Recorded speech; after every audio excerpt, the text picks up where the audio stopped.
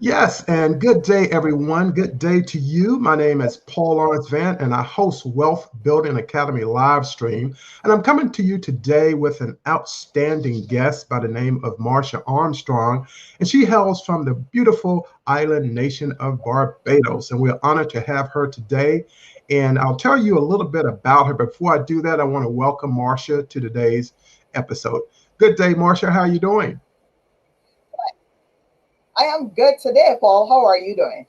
Doing just wonderful. And we're going to have a lot of fun today. And it's on a subject that we both care about, and that is we want to see people become financially free. Let me give you a little bit of background on Marcia before we get started. And she's based in Barbados, as I stated before, where we all should be today. And she is an entrepreneur and founder of A Purpose Life, and she leads this amazing coaching and consulting business. And her zone of genius is helping others see money differently so that it works for them. And she's a qualified financial coach and holds a master's of business administration degree from the University of South Wales, and it's a coaching certification from EverCoach. So we're glad to have her today. And Marcia, we're just going to have a lot of fun. Yes, we will.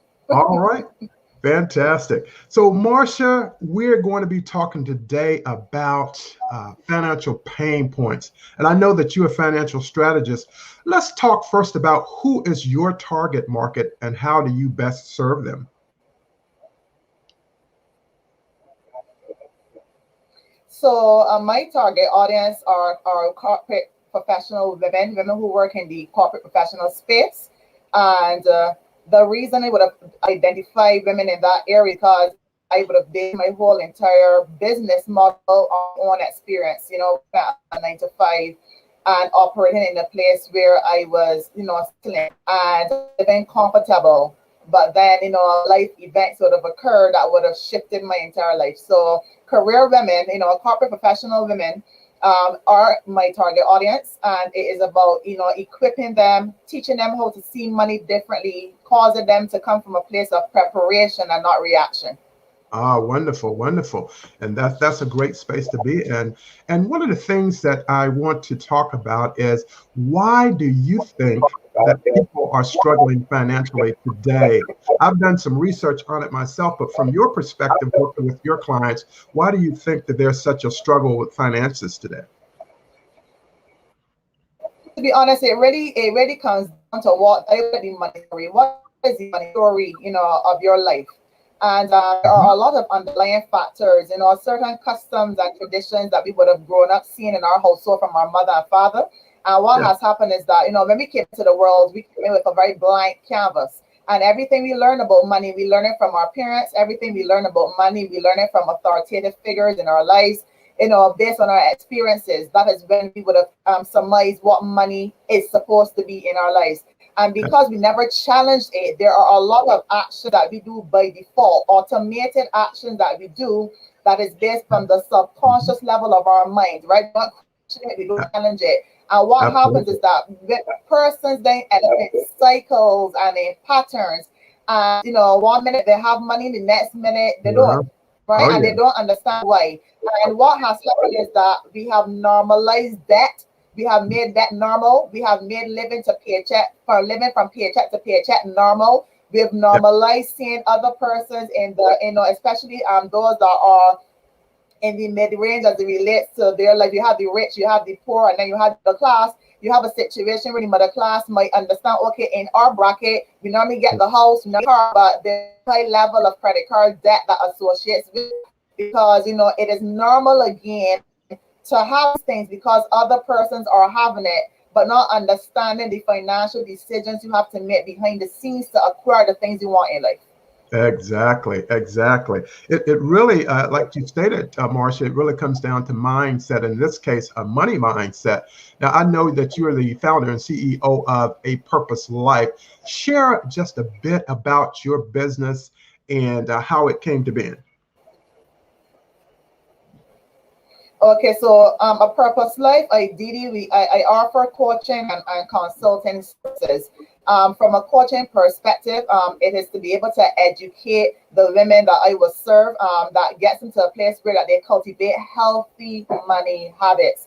so that they build wealth and then are able to scale that wealth. And it's not just about just your finances, but I look at your life as a whole. I do a holistic overview, because when I actually help you create wealth, I'm gonna also create your life in the process, so that you're operating from a place of purpose and intention. And based upon that, then I have another arm of my business where I actually help small businesses as we did the consulting side, whereas that they are able to operate their business a better level, meaning that they will have their finances in order, because only small business persons are solopreneurs. And so whatever you do in your personal life, if you budget personally or how you manage your money on a personal level, it will transfer to how you manage your money in your business, right? Absolutely. So it's about having understanding your numbers, tracking your numbers, so that you are in a position that you can make informed decisions and be able to scale your business and have persons that want to invest in your business be able to do so, because you're making the things that you're doing. Ah, fantastic. Thank you for sharing that. And that makes a tremendous difference in terms of not only their personal life, but their financial life, to have them both aligned together. Because when we're alive, we need things, and then there's some things we want. By having that alignment, it helps everybody to know exactly where they stand financially. So again, I appreciate you sharing that. So let's talk just a little bit, Marcia, and that's primarily why we're here today, to talk about some financial pain points. What do you see as the number one pain point that, through your research and through your experience working with clients? The number one thing I would say is that, persons live beyond the means. And the reason why they live beyond their means, ideally, is because they're not tracking, they're not budgeting. And because you don't do a budget, then you're able to know at any one point how you're doing financially. You're unable to know whether or not you can afford a thing or not afford a thing. And by doing a budget, you're basically telling your money where to go. You're assigning a job to every dollar that you have. So persons live beyond their means, and because that you live beyond your means, it then brings in financial stress. You are worried about how you're going to pay your bills on a monthly basis. You have basically more, as they would say, more month than money. Right?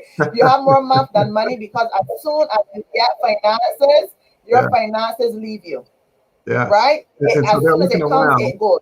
And what happens is that, exactly, and what happens is that a lot of persons that are spenders, I mean, it says spending impulse, persons that do impulse buying, what happens is that, they live life fully, they live life full out, they have fun. However, there's no limit to the things that they do.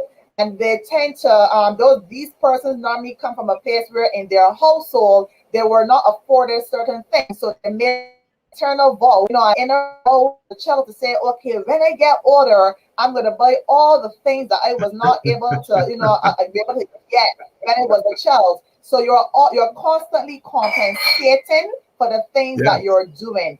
What happens is that your life begins to reflect it. You're working for a great salary, but when you look at your life, you cannot see the evidence of it. Exactly. That's a great point. Again, the people are living above their means.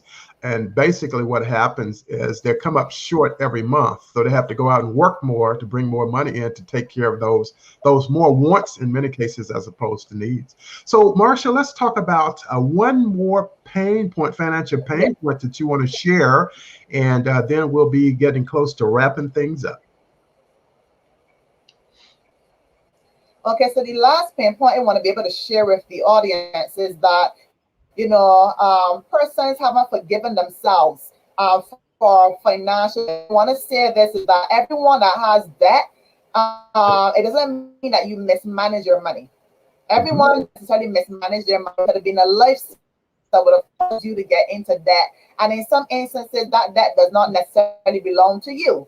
So I want to indicate that we have to get to a place where we are able to forgive ourselves, so that we cultivate the right energy when it comes to money. Because if I resent money, if I'm frustrated with money, all of these things can prevent money from flowing to you. And it's to get to a place where you give yourself grace, right? You are not the decision that you made years ago, right? You are not that decision that you would have even made last week. The good thing is that at any point in time in your financial journey, you can get up again and make things right. You can course correct at any point in your life. It's just about making a decision and make intentional actions, and your life will reflect that life that you want to live in the future. Absolutely, absolutely. And again, today's live stream is really about trying to get people to recognize and understand the importance of being financially free. And a lot of people are in a Yes. lot of debt. And today, what I had Marcia share with us is the financial pain points, because that's where a lot of people are. A lot more people in debt than they want to believe. And so she helped provide us with that platform. Yeah. So Marcia, please share your contact information, how people can get in touch with you, your Facebook group, whatever you want to share at this time so that people will be able to get it. Thank you. So persons can contact me via email at info@purposelife246.com, and also me on Facebook and Instagram on my business name, A Purpose Life. And for those be able to join a community where we're able to build you up, to teach you financial literacy, to be able to educate you, and to give you the tools and equip you for this world, especially in these trying times, look for A Purpose Life Finance on Facebook. Send me and I will gladly approve you. Oh, fantastic. So on that, my website, before I forget, my website is apurposelifestate.com, where you'll be able to see services that I offer, as well as a bit of and why I would have started this particular journey. Ah, fantastic. And again, inside of your Facebook group, you also do a lot of work with your clients there as well, the people you work with. Okay. Yes, I do. Yes, I do. Right now, we have a financially fit series that I have happening right now in the Facebook group. We're entering our 9th week, so that's a pretty exciting time. Exactly. Fantastic. Well, one thing that I know that we mutually agree on is that we want people to finish 2021 off strong. We want them to look at the financial position they are in today, and before December 31st to really see some improvement as they get ready for the new year 2022, which is basically just around the corner. So we know that we want people to really be strong, finish the year off strong financially. Do you have any last things that you would like to say to the audience, Marcia? I just want to say that we have a few months left in the year, and once it's just about making a decision.